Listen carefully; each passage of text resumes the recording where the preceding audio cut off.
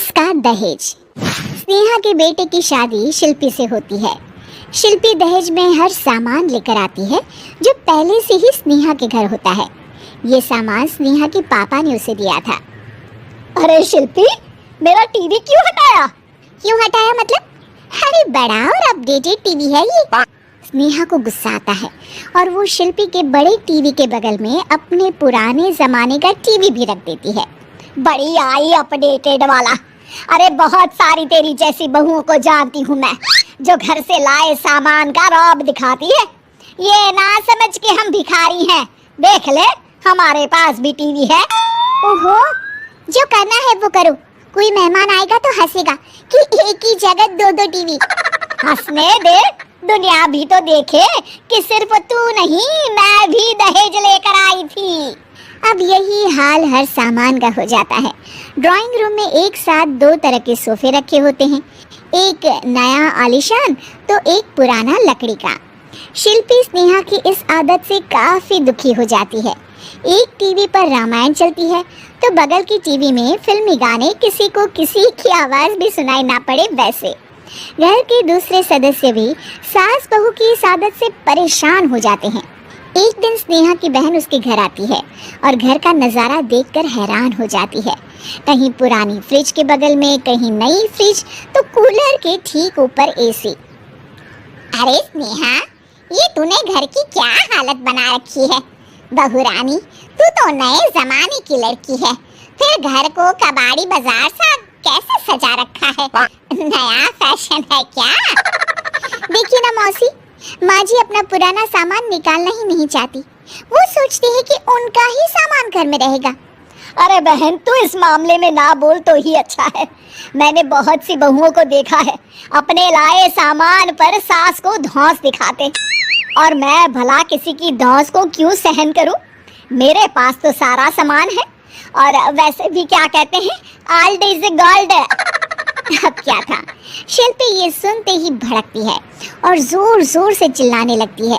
वाह माँ जी वाह, जरा अपना सोफा तो देखिए, ऐसा लग रहा है खुदाई से निकला है लकड़ी का।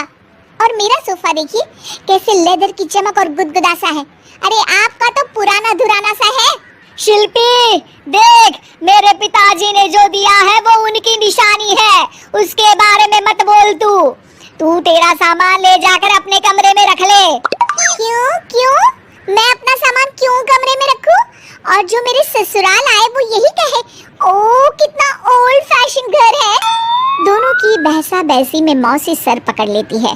तुम दोनों जब देखो तब लड़ती रहती हो। मैं तो चली किचन में बादाम का शरबत बनाने। सुन, बादाम का सिलबट्टा जो मेरी माँ ने दिया था उसमें पीस लेना। तो शिल्पी बोल पड़ती है, मौसी कसम है आपको, आप मेरे पापा की दी मिक्सी में ही बादाम पीसिएगा। खैर, मौसी तो जाती है किचन में, लेकिन ड्राइंग रूम में सास बहू की बहसा बहसी जारी रहती है। तभी शिल्पी को गुस्सा आ जाता है और वो अपने पापा के दिए सोफे पर जाकर जोर से बैठती है, लेकिन तभी सोफा जोर से आवाज कर टूट जाता है। हे भगवान, ये क्या हुआ? ये सोफा कैसे टूट गया? बेटा, अब समझ में आया ओल्ड इज गोल्ड क्यों कहा जाता है। टूट गया ना तेरा सोफा। तभी किचन से जोर से आवाज आती है और मौसी काली पीली होकर किचन से बाहर निकलती हैं। शिल्पी, तुम्हारी कसम के चक्कर में मैंने बादाम के लिए मिक्सी का उपयोग किया था, लेकिन जैसे ही प्लग ऑन किया, अरे मेरा ये हाल हो गया। और भरोसा करो आजकल की चीजों पर। मैंने तो कहा था तुझसे, माँ की सिलबट्टे पर बादाम को पीसती तो तेरा ये हाल ना होता और स्वाद का स्वाद बरकरार रहता। अरे जब सब चीजें घर में थी तो क्या जरूरत थी तेरे पापा को सामान देने की? वैसे भी बहू, आजकल दहेज वही मांगता है जिनकी खुद की काबिलियत नहीं होती। आप ठीक कह रही हैं माँ जी। मेरे लिए ये सौभाग्य की बात थी कि आप लोगों ने पापा से कोई डिमांड नहीं की थी, लेकिन मैं आपको समझ ही नहीं पाई। मुझे माफ करिए। अब इस घर में नई चीज तभी आएगी जब पुरानी खराब हो जाएगी।